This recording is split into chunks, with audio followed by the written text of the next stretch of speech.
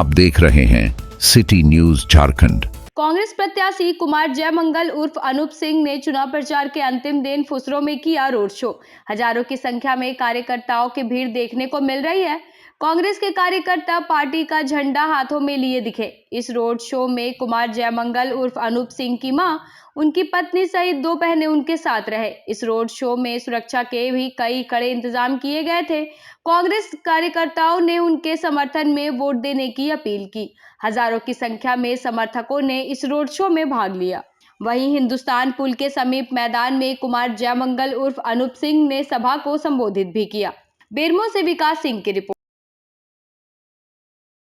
होगा हेमंत जी के नेतृत्व में सरकार बनेगी और जो भी योजनाएं हेमंत सरकार जी के द्वारा जो वादा किया गया है, चाहे वो मैया सम्मान योजना हो, चाहे वो आवास योजना हो, चाहे वो किसानों की ऋण माफी की योजना हो, चाहे वो बिजली बिल माफ करने की योजना हो, सब धरातल पर अवतरित होंगे।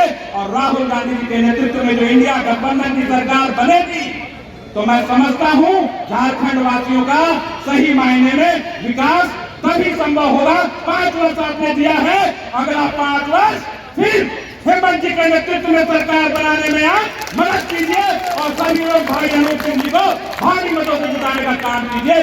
बहुत बहुत धन्यवाद। कंधे से कंधा मिला करके चल रहा है, आपका साथ दे रहा है, उसे कितनी खुशी महसूस होती होगी। और मेरे पिता जो 5 दशक आपके बीच में रह करके आपकी सेवा जिन्होंने की, उन्हें कितना गर्व महसूस होता होगा, उन्हें कितनी खुशी महसूस होती होगी। और उनके गर्व से मैं कितना गर्व धारण करके चलता हूं, ये मैं जानता हूं, पर घमंड में नहीं चलता हूं, सिर झुका करके चलता हूं, अपने लोगों के बीच में चलता हूं।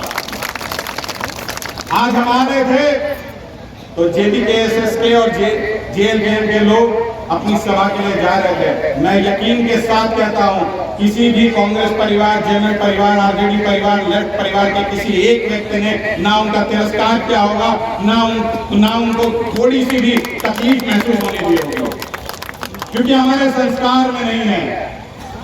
हम प्रेम की बात करते हैं, प्रेम से जीते हैं, सौहार्दपूर्ण वातावरण में जीते हैं। बेरमो एक मिसाल है, जहां सफी खान साहब को भी प्रणाम करते थे, जहां रामदास बाबू को भी प्रणाम करते थे, जहां कृष्ण मुरारी पांडे जी को भी प्रणाम करते थे, और स्वर्गीय गिंडेश्वरी दुबे जी का तो मैंने मंच के अलावा कभी सार्वजनिक पूरा नाम लिया ही नहीं, उन्होंने सिर्फ दुबे बाबा ही कहता था। सिखाया था कि बेटा, अगर चाहते हो कि मेरा सर फक्र से हमेशा ऊंचा उठा रहे, तो अपना सर मेरी देवतुल्य जनता के सामने झुका करके रखना, विनम्र रहना, उनके प्रेम को अपने माथे पर गर्व की तरह धारण करना। मुझे तो जिताने का काम करे, लेकिन मुझे जिताकर अपनी माँ, बेटी, घर के युवा को भी संभालने का काम करे, क्योंकि इस राज्य का मुख्यमंत्री कोई और नहीं बनेगा, इस राज्य का मुख्यमंत्री हेमंत सोरेन बनेगा। मेरे घर में इनकम टैक्स रेट बढ़वा दिया, और यकीन मानिए, अगर 2 महीना पहले मैं अगर भारतीय जनता पार्टी में चले जाता तो रविंदर पांडे को टिकट नहीं देके मेरे को टिकट दे दो, और वॉशिंग मशीन की तरह मैं साफ हो जाता। जैसे वॉशिंग मशीन में कपड़ा डालते हैं, उसी तरह मेरे से सब दाग हट जाता।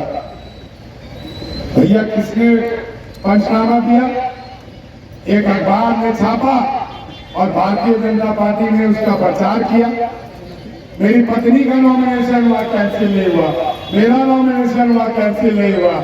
क्या मैं हेमंत सोरेन से बड़ा आदमी हूं? जब हेमंत सोरेन को आप बिना कोई गुनाह के 5 महीना जेल डाल सकते हैं, तो आपके कहने के अनुसार तो मैं 1 करोड़ रुपया कमाता हूं, तब भी मैं मोदी को गाली देता हूं, तब भी अमित शाह को गाली देता हूं, तो मैं बाहर कैसे हूं? अगर है हिम्मत और मेरे आरोप को अगर तुम सत्य मानते हो, तो डालो मुझे जेल में, मुझे कोई फर्क नहीं पड़ेगा। लेकिन अगर मुझे झूठा साबित करने का कोशिश करोगे, मेरे पिता को बदनाम करने का कोशिश करोगे, तो अनूप सिंह पहले भी अनूप सिंह था और दोबारा अनूप सिंह बन नहीं सकता। आजकल के लड़के आते हैं, बोलते हैं राजेंद्र बाबू ने क्या किया। अरे राजेंद्र बाबू ने पंडित दीनदयाल दुबे कॉलेज बनाया, इंटर कॉलेज बनाया, डिग्री कॉलेज बनाया, न्याय देवी कॉलेज बनाया, RPS inter college, degree college बनाया, लेकिन उन्होंने रखने का काम नहीं किया। वहां पे उन्होंने जनता को अपना बनाया हुआ कॉलेज सरकार को दान में देने का काम किया, क्योंकि वो चाहते थे कि बेरमो के लड़के यहाँ से पढ़कर निकले, बेरमो की बेटियां यहाँ से पढ़कर निकले। ये नहीं मानते थे कि कौन सा जाति का पढ़े, कौन सा माटी का पढ़े, कौन से खतियान का पढ़े, क्योंकि उनको यही मालूम था कि वो बच्चे हिंदुस्तान के बच्चे हैं, कोई जाति धर्म माटी पाटी के बच्चे नहीं है।